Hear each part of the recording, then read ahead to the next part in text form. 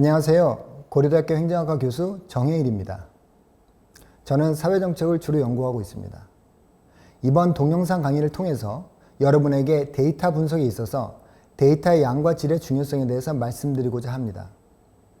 우리가 데이터 분석을 하는 목적은 우리가 궁금해하는 것을 주어진 비용과 시간 안에서 되도록 정확히 알아내는 것입니다. 우리는 누구나 더 나은 삶을 살고 싶어 합니다.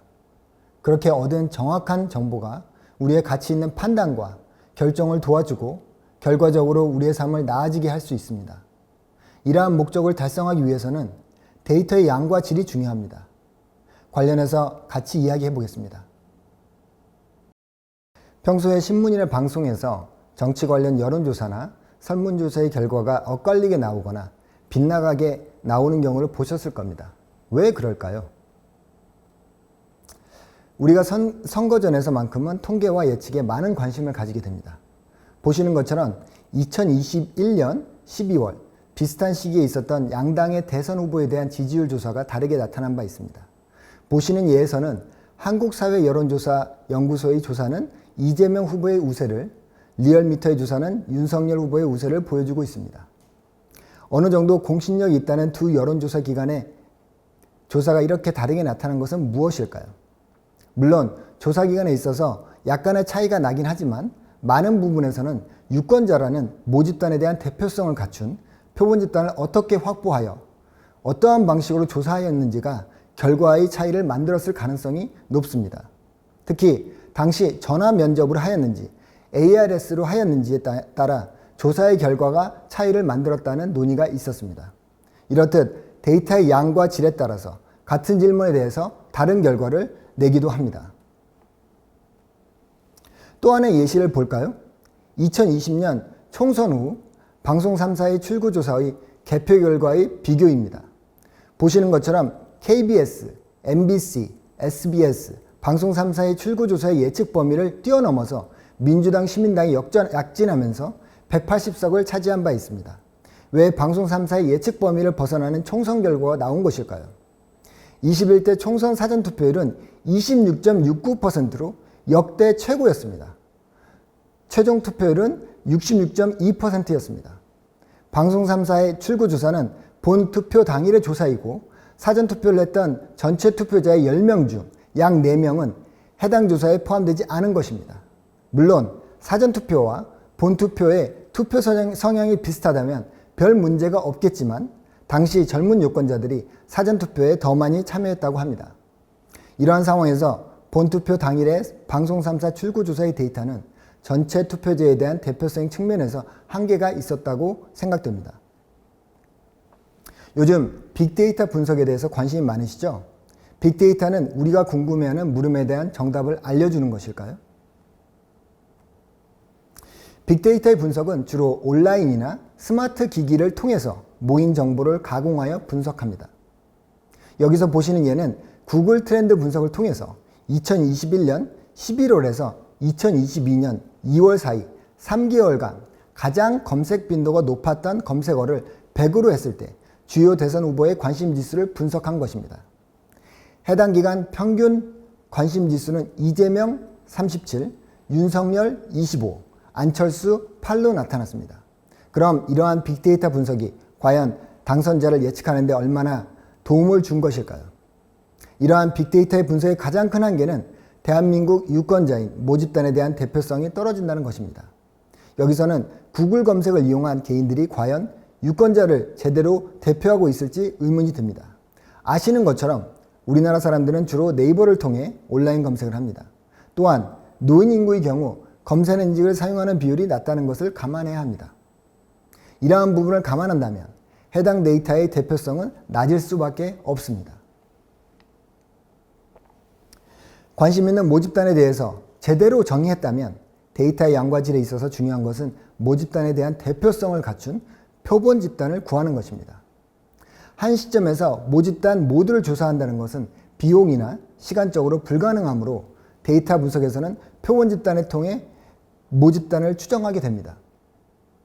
모집단에 대한 표본 집단의 대표성을 확보하기 위해 가장 좋은 방법은 단순 무작위 표집을 통해서 표본 집단을 조사하는 것입니다. 하지만 단순 무작위 표집은 현실적으로 어려운 점이 많이 있습니다. 단순 무작위 표집을 하려면 모집단 구성원에 대한 완벽한 리스트가 있어야 합니다. 또한 무작위 표집을 위해서 리스트에서 무작위로 선택된 대상에게 쉽게 접근할 수 있고 선택된 대상들이 모두 적극적으로 조사에 응해 주어야 합니다. 예를 들어 65세 이상의 한국 성인 남성의 노동 참여에 대해서 알고자 한다고 가정합시다. 첫 번째 문제는 65세 이상의 한국 성인 남성을 모두 포함한 리스트를 구하기 힘들다는 것입니다. 구한다고 할지라도 전국에 퍼져 있는 설문 대상자들을 무작위로 선택하여 조사한다는 것은 많은 비용과 시간이 듭니다. 특히 연락이 안 되거나 응하지 않는 사람들도 많을 수 있습니다.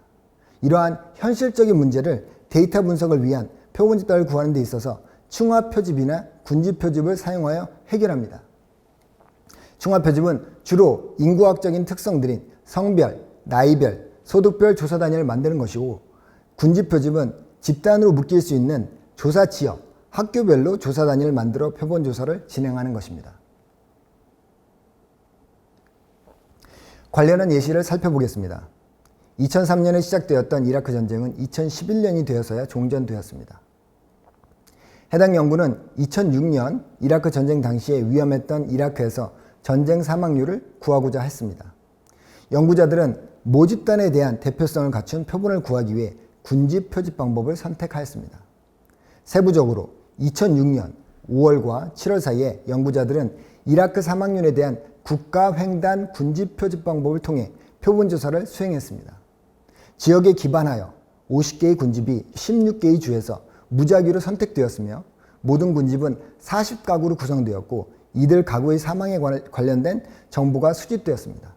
물론 이런 표집 방법이 완벽한 것은 아니지만 주어진 환경이 위험하고 비용과 시간이 제한되어 있는 당시 상황에서 행해진 최선의 표집법으로 평가되고 있습니다. 우리가 사용하는 데이터 자체에서 발생하는 문제는 없는 것일까요? 대표적인 두 가지 문제로 관심 있는 변수의 결칙치와 제한된 정보에서 오는 문제에 대해서 살펴보도록 하겠습니다. 설문조사 시에 응답자가 응답하지 않거나 모른다고 대답하는 경우 해당 변수의 결칙체가 발생할 수 있습니다. 아무리 모집단에 대해서 대표성을 갖춘 표본 집단이라고 하더라도 관심 있는 변수에 대한 결칙치가 높다면 표본 집단의 대표성에 문제가 생길 수 있습니다. 이번 예시는 2007년 1차 여성가족 패널 조사에서 개인형 데이터에 있는 국민연금과 고용보험의 가입 여부에 관한 것입니다. 보시는 것처럼 모름과 무응답과 거절이 100명에 이르고 있습니다. 100명에 이르는 결칙치는 전체 표본이 10,000명 정도라고 하면 높은 것은 아니지만 데이터 분석에 있어 유의할 필요는 있어 보입니다.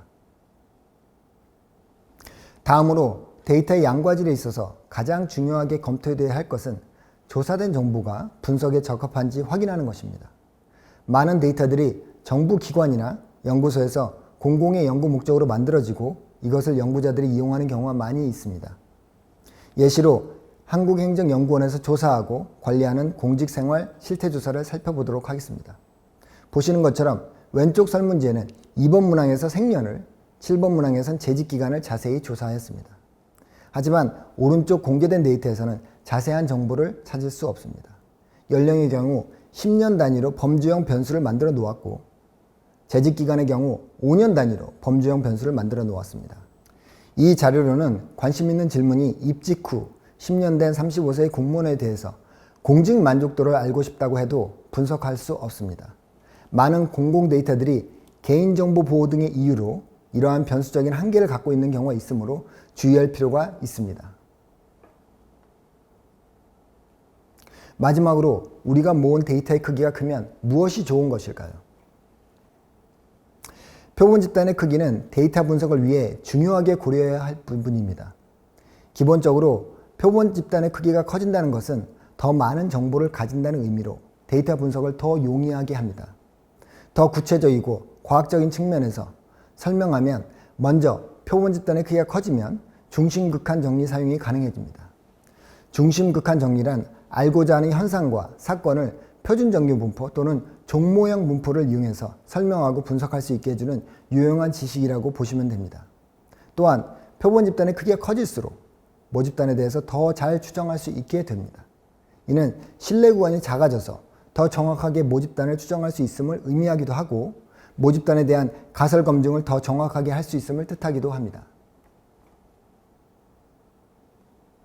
데이터의 양과 질을 확보하기 위해서 고려해야 할 사항을 정리하면 다음과 같이 말씀드릴 수 있습니다. 먼저 모집단에 대한 올바른 이해와 정의를 해야 하고, 다음으로 모집단에 대한 표본 집단의 대표성을 고려하여 표본을 구해야 하고, 표본 집단 내에 조사된 정보의 결칙지의 정도를 살펴보며 표본 집단에 대해서 조사된 정보의 한계를 파악하고 표본 집단의 크기를 인지하는 것이 중요합니다. 이번 강의에서는 신뢰할 수 있는 데이터 분석을 위해서 데이터의 양과 질을 어떻게 판단하고 고려할 것인지 살펴보았습니다. 감사합니다.